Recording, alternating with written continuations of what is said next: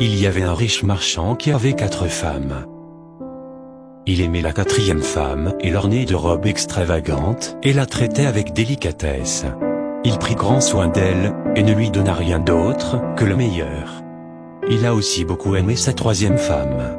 Il était fier d'elle et a toujours voulu la montrer à ses amis. Cependant, le commerçant a toujours eu très peur qu'elle s'enfuit un jour avec d'autres hommes. Le marchand a aussi aimé sa 2e femme. Elle était très attentionnée, toujours patiente et sa confidente. Chaque fois que le marchand faisait face à des problèmes, il se tournait toujours vers sa 2e femme et elle l'aidait toujours à s'en sortir et à traverser les moments difficiles. La première épouse du marchand est une partenaire très loyale et a fait de grandes contributions dans le maintien de la fortune et des affaires de son mari, ainsi que prendre soin de la maison. Cependant, le marchand n'aimait pas la première femme, et bien qu'elle l'aimait profondément, il ne la remarquait guère. La fin arriva. Un jour, le marchand est tombé malade.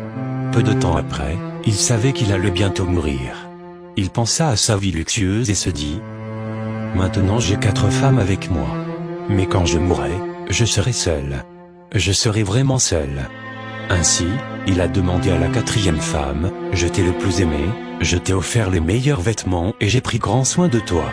Maintenant que je suis en train de mourir, est-ce que tu me suivras et me tiendras compagnie ?» Pas question. Répliqua la 4e femme, et elle s'éloigna sans un mot de plus. La réponse était comme un couteau aiguisé dans le cœur du marchand. Le marchand triste a alors demandé à la 3e épouse, « Je t'ai tellement aimé pendant toute ma vie.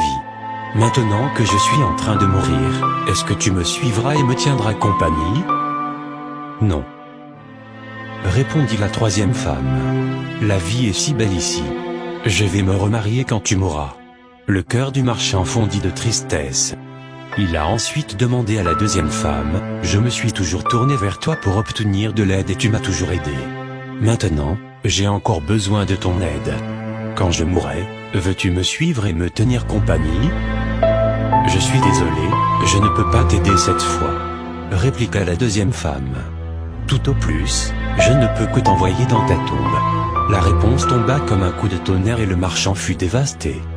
Puis une voix criait, « Je pars avec toi. Je te suivrai peu importe où tu iras. » Le marchand leva les yeux, et il y avait sa première femme. Elle était si maigre, presque comme si elle souffrait de malnutrition. Très affligé, le marchand dit, « J'aurais dû prendre bien soin de toi, pendant que j'avais la possibilité. » Chaque homme et chaque femme a 4 épouses de mari. Que signifient ces femmes? La 4e femme. La 4e femme est notre corps.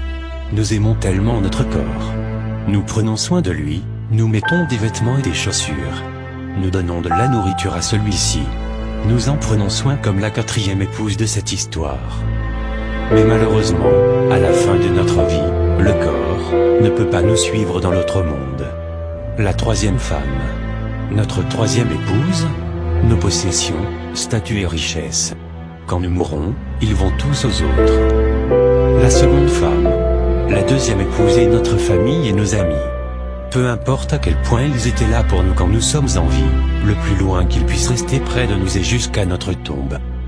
La première femme.